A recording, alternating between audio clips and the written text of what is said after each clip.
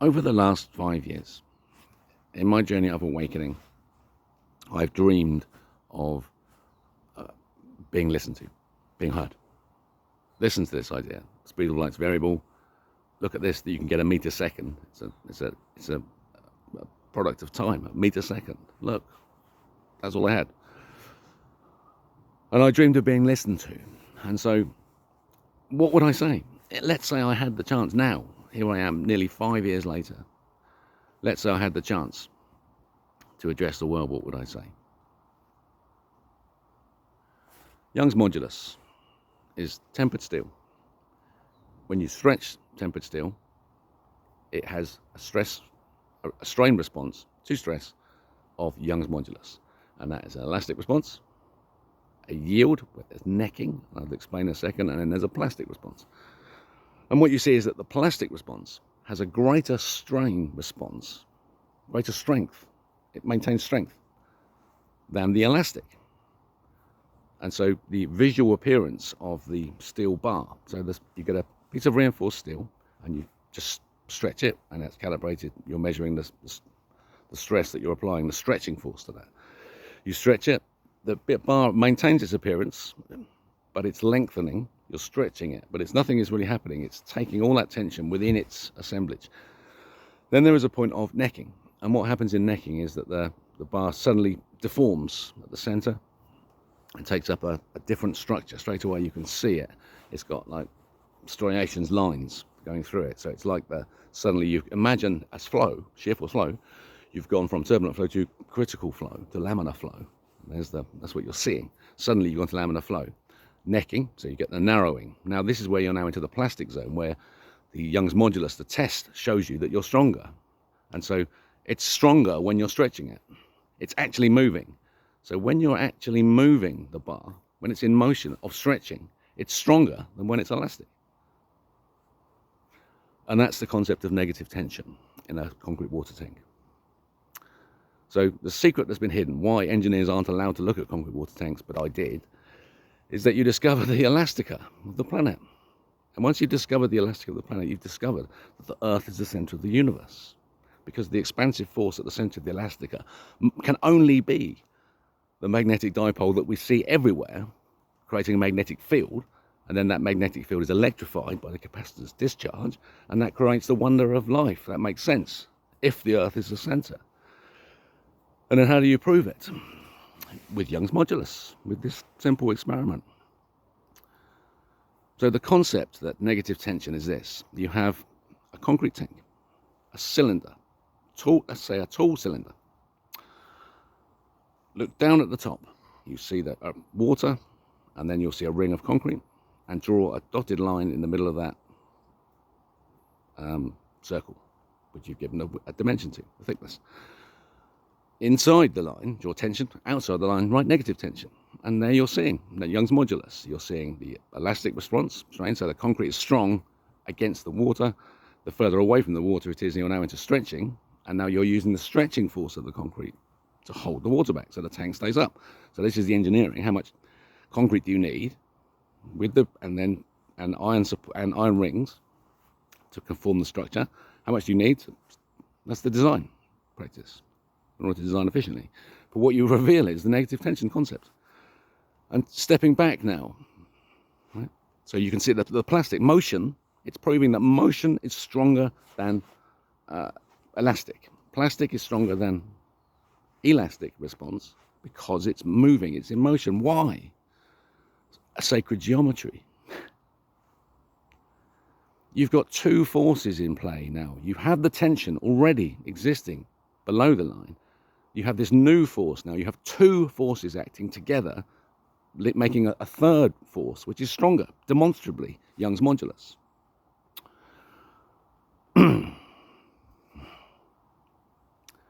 That negative tension force is the force of stretching of water. Water molecules are stretched in the negative tension. If you think about the concrete, it's all made of rigid bodies, aggregate, sand, Portland cement, muck, and water. the only stretchy stuff is water. So that the elastic response of the concrete is the elastic response of the water. The strength of the tank is the strength of the water. The strength of the water, the tank is filled with water. Loading of the tank is water. So it's creating its own strength. There's an elastic response and a plastic response going on at the same time, analyzable through engineering, physics, theory, linking together to show why the strength of water holds itself as a sphere at nth scale. Hydrogen bonding energy, suddenly. So go to a look at a water molecule now. So take this idea of the negative tension in a ring, just as two-dimensional. Remember, you're looking at the top of the tank, and differentiate that into a sphere. So that you just draw each segment of the sphere, circle, is just repeated around a center pole, and then you've got a solid sphere, right, with slices off.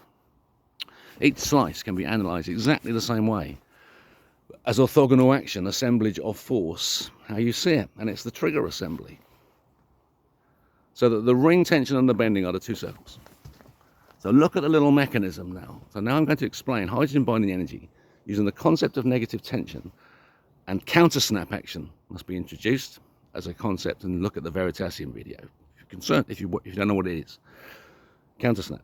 It means there's a force that pulls back against any stress, but it takes a duration, and then therefore the strain response also takes a duration. Unstoppable duration. It's more powerful than the force that pulled it in the first place. And it's that trigger mechanism. So look at the mantle of the planet. Currently as it is, a mess. Massive slabs smashing together instead of micro cracked concrete surface vibrating beautifully across its whole sphere. This is the 1.618 golden ratio. It's just less efficient. You have big slabs, big cracks, and if you have it at 0.618, tiny aggregate pieces, aggregate interlock, vibration, H-Planck constant, real seconds, buzzes beautifully. Now walk up to remove the planet and look at the Elastica, just as a concept. Don't worry about the defects, just as a concept. It's now a massive sphere of an elastic material of hydrogen bonding energy that's stretched from the center. And so its actual dimension, you can just bring, this is the beautiful thing about quantum and taking a rest time. You can bring scale to whatever you want it to be. It's immaterial. You're just examining pure concept. And you bring it and in order to do that, you bring it into your imagination and into your perspective. You make it the size you need it to be in order to examine it. So take your big sphere. You're looking at a big, massive sphere. It's the Elastica. It's glowing with a bright white light because of the mechanism of capacitance discharge that we're about to create. As a spark occurs at the center. If you make a spark on the outside, the spark occurs on the inside. So you create the spark by firing the trigger. Walk up to the Elastica. It's a glowing surface. You touch it, you're not going to get hurt. You touch it, you can pull the surface back. You can just pinch it and pull it like that, easy. It just pulls out with your hand like that. Whee, look at this stretch. You just go grab and stretch. And you'll find that the faster you pull it, the more you can pull out. But after the duration of the moment has occurred, so you've enabled the moment, and that moment is now running. The counter snap action is building up its momentum. The trigger fires back. Yeah, so when you pull it out, you'll pull the trigger back. You can stretch it as far as you like once the trigger is back, but as soon as the time runs out, the clock, the rotation of the turns at the center, the trigger fires back again, and that material is snapped back out of your hand. You cannot help it. It's gone and it's back, and it's perfect again. There's a perfect glowing white sphere. The sun. That's the sun. So the Elastica expresses itself from the center of the planet to the edge of the universe, cosmic microwave background, expresses itself as a gobstopper layer, infinite number of veils of spheres, of fragments of fractured light. It's a solid rigid body of light. Imagine it expanding. The first thought occurs, the light stops expanding. The massive cosmic microwave background light stops expanding because of thought, and it clamps shut. It's created from stretched fibers. So you go to the center, you take a fiber, you stretch it. You go at sea, you'll arrive at sea. So you accelerate at infinite meters per second squared. You exist everywhere as a thread. So you only exist in a straight line. So you stop at the edge when you get to see meters per second, because the acceleration in vector in position has stopped, and now the acceleration in momentum begins of pure vector change as it goes through a rotation. So the tip of the stretched fabric, the particle that you've grabbed, knows that it's one body at the center, remembers, because it's still one particle that you grab, remember, and it's just the rest of it is just created by the speed of stretch, and so it will snap back again. So its motion of snapback is met with resistance of actual matter, actual mass now that's assembled, the assemblage of force, and that the two forces, the ring tensions, creates that acceleration, so that the geometry of two forces equals acceleration. Can you see it? Trigger fires. There's a slow build up, smash, acceleration. And so what actually happens is it just exists like that. That the straight line exists across the hydrogen bonding energy, just a straight line, a pole running from either side.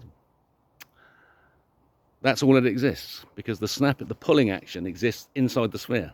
So the stretching action is held by the tension of the hydrogen bonding energy on the outside of the water molecule. And so now the firing mechanism, that little one I've drawn, it shows the tip where the clamping action goes, and that is where the key is now. It's worth looking at. Rigid body mechanics. The idea of the rigid body is that you are just take a rigid body for any concept that you're working on, and knowing that it's a void, hollow, it's just a rigid body, a membrane, a shell, and you can replace it. Any aspect of the mechanism, you can replace it with a rigid body. And so what I'm saying is, here's a rigid body, and now I'm going to change scale, so that the mechanism actually fires by the first lever. That it's a simple radius that just rotates in any position. So that doesn't do that. It's actually a hemispherical bowl of single temperature floating inside a bath of another temperature. There's a surface, there's a bowl of the temperature of influence, single temperature, floating in a bath of another temperature, different temperature, colder.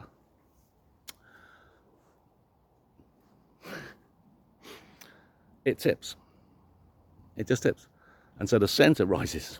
Because the center rises, it forces the geometry now, can you see? So it's forcing through a surface tension, equatorial surface tension, pushing against something. Then it gets to the trigger, and then it fires. And that action of the firing, holding the trigger, just sits there. And it's just buzzing, can you see? So now you've got Young's modulus existing as the line of the sawtooth wave of the elastica of the expansion of the elastica of the planet, each buzz of Planck's constant measured, and that's variable. Sawtooth wave, h real seconds, duration, h Newton meter second squared, lever arm force area, EI created, the elastic plastic modulus has a JK as a twist. So the elastic plastic modulus, EI, has a JK, an elastic and a temperature, chiral twist, and the temperature is clockwise, right-handed. And that runs through the system to build the elastica rotating. So the two balls at the valve of our cavitation allow water in, because they rotate, they contra-rotate, and they're driving each other, forcing a particle of water in, which immediately turns to glass dust, smashed into glass dust, ether, and inserted into the atmosphere to keep it inflated, of the whole fucking universe. Yeah. Right, time for a break, I think. Let's meet back here in 10 minutes. PowerPoint presentation. Follow the Rebel King.